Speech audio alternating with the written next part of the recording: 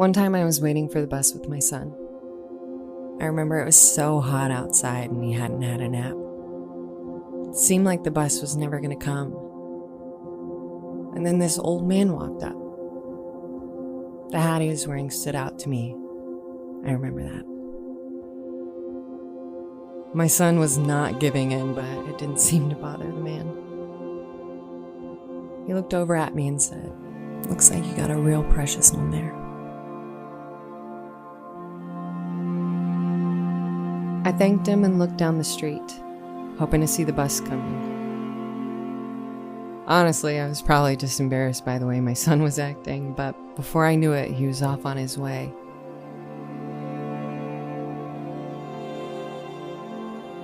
I couldn't help it. I felt compelled to say it. So I just called after him. "Sir? Sir?" And he turned around. I said, "I just wanted to say thank you for your service."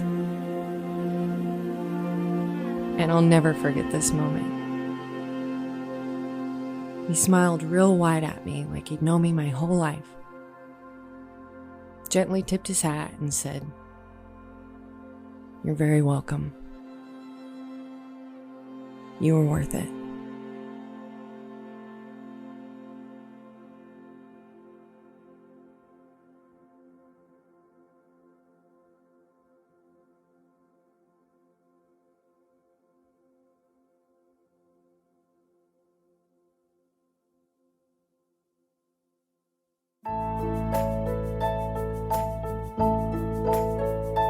Oh, beautiful for spacious skies, for amber waves of grain, for purple mountain majesties above the fruited plain. America, America, God shed His grace on thee, and crown my good with brotherhood, from sea to shining sea. Oh, beautiful for patriotry that sees beyond the years, mine alabaster cities gleam, undimmed by human tears. America, America, God dread thine every frown, confirm my soul in self-control, thy liberty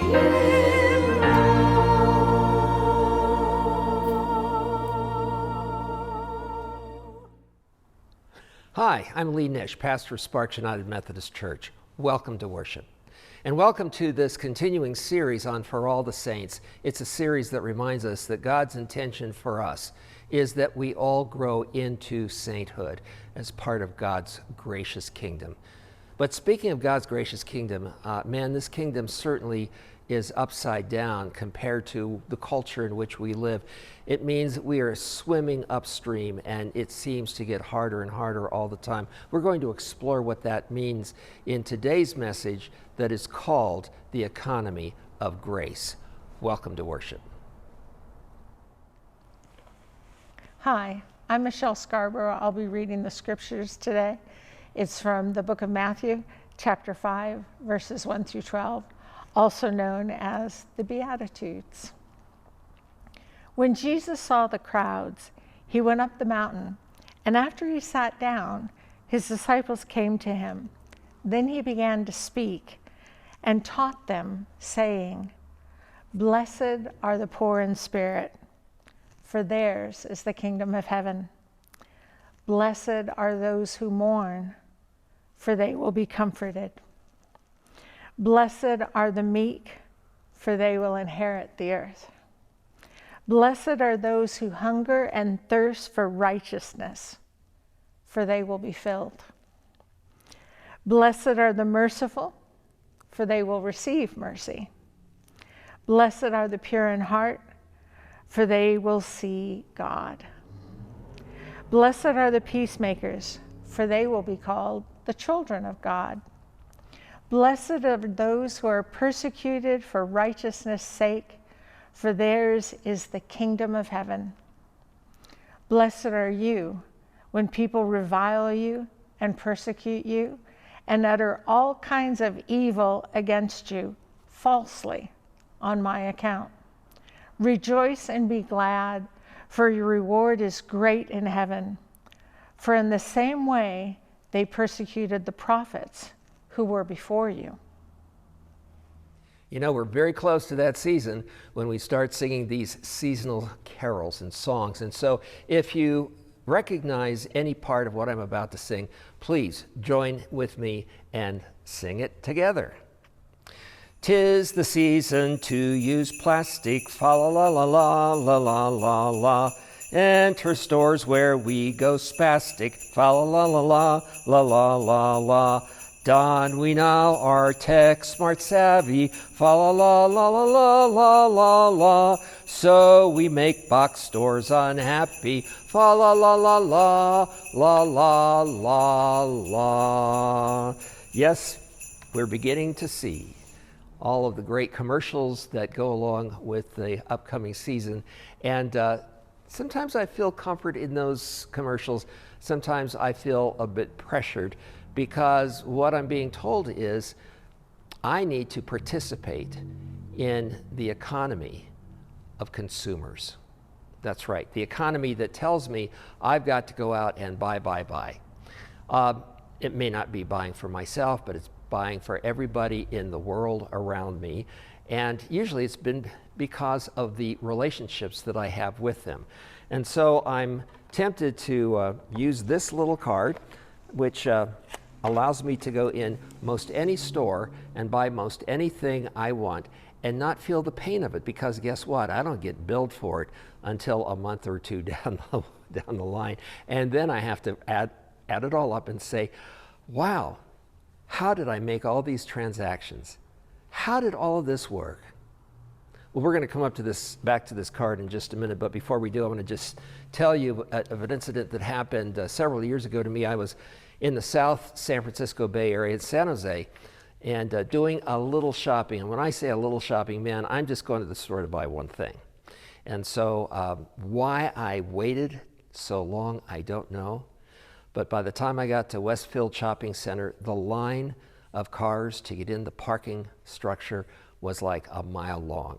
So I'm inching and inching and inching my way. And all the while, my temperature is rising, thinking, surely all of the time I'm waiting to get in this garage, the gift isn't worth it. But finally, I get right up to the garage, and what I discover is 3 disparate lanes of traffic have to come together into one lane to enter the garage. And so I'm sitting there patiently, and I'm seeing 2 cars come together in front of me from each of the other 2 lanes. And they come together and move slowly forward. But I'm noticing that one car is not yielding to the other car. In fact, both of them are trying to enter the same lane at the same time, the same space. And it occurs to me, they're going to crash in slow motion. And these are expensive cars. You know, they're not like the old Chrysler van that I'm driving. No, these are like brand new Mercedes-Benz and Lexus automobiles. They are top of the line. And so I just sat there and watched what became the inevitable. Crunch. Neither driver gave up that one space for the other. Oh, they flew out of their cars and they were mad, and it was anything but a seasonal gesture of joy and goodwill. And I just sat there and realized, well, now it's going to be another half hour until this accident is cleared. And believe me, these are expensive cars, so they're not just going to drag them off to the side. No, we have to see vehicles come in that will actually put them on back of tow trucks and take them away. Yeah, that was not one of my better shopping moments. But when I think about it, I think, you know what? I haven't had a lot of great shopping moments. There's something in me that just never has been appreciative of opportunities to go out and buy gifts. I really try to avoid it as much as I can, and certainly avoid it when their stores are crowded. And so I thought, you know, what would it be like if we could either turn these little credit cards in, or just simply cast them aside, and instead of using a card that is called a credit card, what if we use a card that could be called a grace card? A card that is not transactional, a card that is transformational, a card that never, ever makes you pay back what you give. And the beautiful thing about this card is that the more you use it, the more you give, the more grace there is to give. It's not like you only get a certain amount of credit and you use it up and boom, you're done. It's like God gives us so much grace. In God's economy of grace, the more we give grace, the more grace we have to give. You see, this little credit card is based on the economics of scarcity. That's kind of what the definition of economics is, the distribution of scarce resources. But in the economy of grace, it's more dependent on God's understanding of abundance.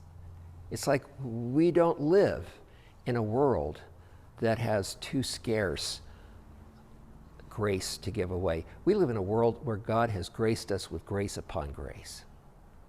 And so, to my friends who were trying to get into the Westfield parking structure, I did a little take on the Beatitudes, which you've already heard read in this service. So I'd just like you to hear what the Beatitudes sound like according to our world of scarce resources. Blessed are the rich, for they own the best stuff.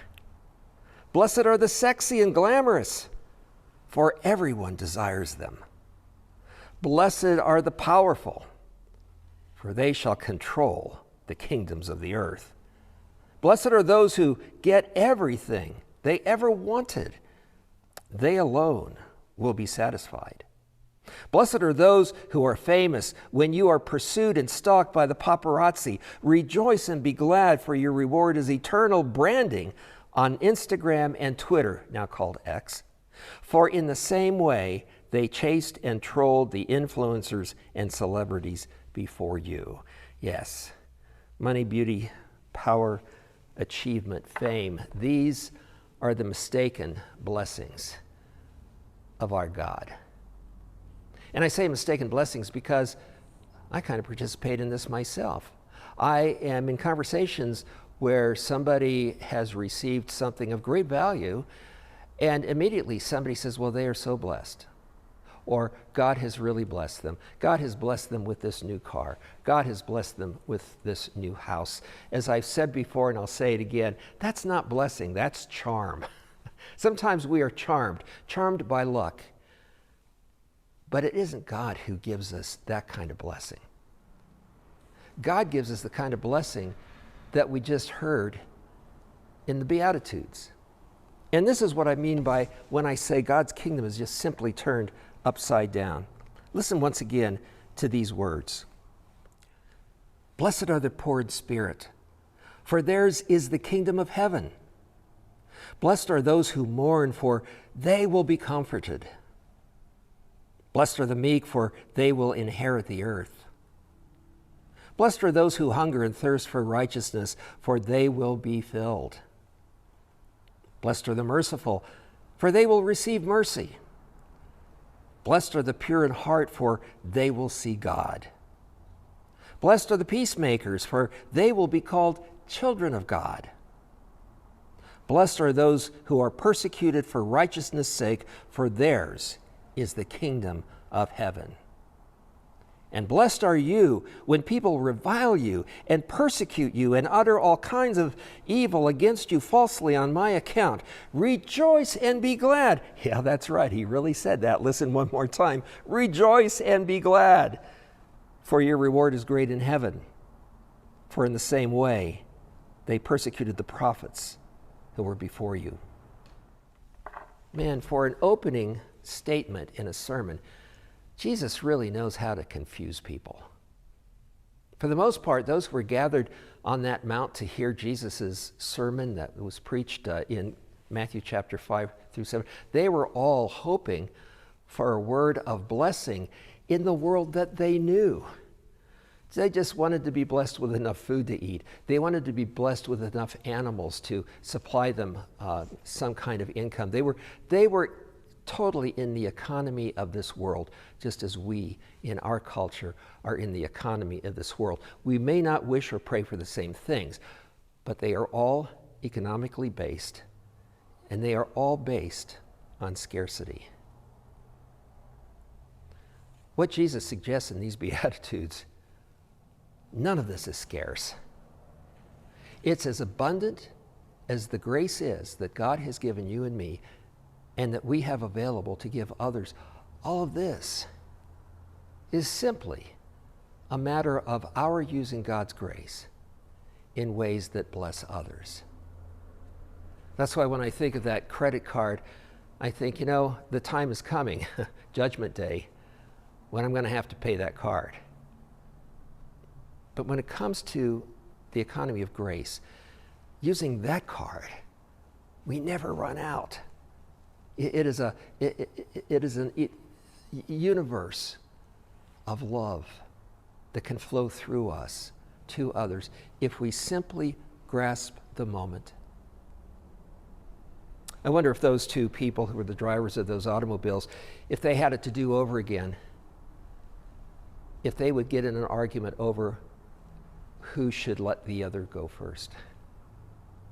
The next time you're in that kind of situation, and you're not going to be probably driving fancy cars, but maybe somebody needs to go through the line quickly, and you can just let them go ahead of you. Maybe it's simply somebody who may not have enough money to complete a transaction, and you just say, hey, let me pay for it. Include it on my bill. The more we do that, the more we cultivate an economy of grace, and the more we cultivate God's holy kingdom.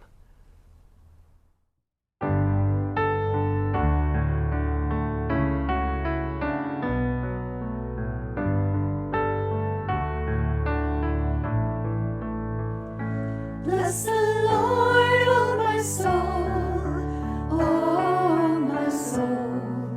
Worship His holy name. Sing like never before. Oh,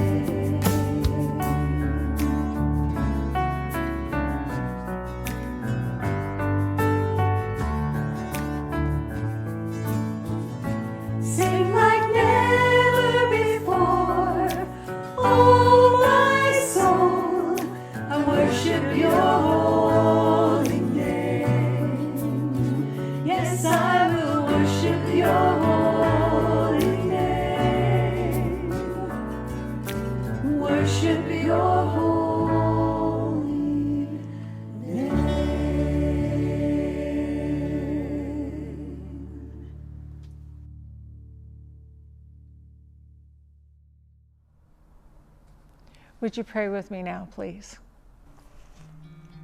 Beautiful, loving, wonderful God, we thank you for the many blessings that you have bestowed on us and for the heartfelt and righteous and truthful lessons that you bestowed on us.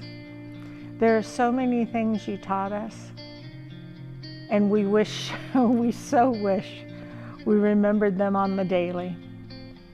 Help us with that. Help us to be more like you. For if we could do that, we could love our brothers and our sisters as you love us. And that is such a beautiful commandment. It's hard to even call it a commandment because it's a gift, really. You commanded it because you wanted to be taken seriously. Just like you take your relationship with us seriously, which is why we need to pray and we need to talk to you. And we need to remember to be in as close to constant contact as we can, which is another beautiful gift you gave us.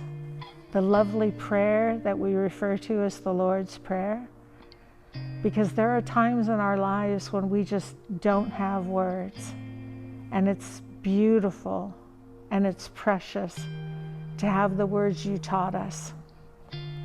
Our Father, who art in heaven, hallowed be thy name.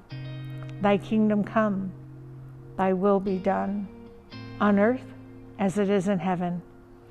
Give us this day our daily bread, and forgive us our trespasses, as we forgive those who trespass against us. And lead us not into temptation, but deliver us from evil. For thine is the kingdom, and the power, and the glory forever. Amen. Hey, thanks for joining us in worship today. And during the coming season, I hope you do not feel overly pressured to go out and use something like this little baby. Hold it right side up. But when you do, in fact, every time you pull this out of your wallet or your purse, think about pulling out a grace card. Think about spending a little bit of that grace that you have so saved up that you can never run out of. Even in the midst of using this card, you can find ways to use the grace card. And as you do, you will be exercising the economy of grace, and you'll not only change your life, you'll change the lives of those around you and the world as well. Go change the world. Thanks for joining us here at Sparks UMC. You can connect and join the conversation on YouTube, Instagram, and Facebook. To receive the weekly emails that share what's happening in the Sparks UMC community, scan the QR code on the screen or let us know by filling out the Connect card on our website. If you would like prayer, email us at sparksumcprayers@gmail.com or scan the code.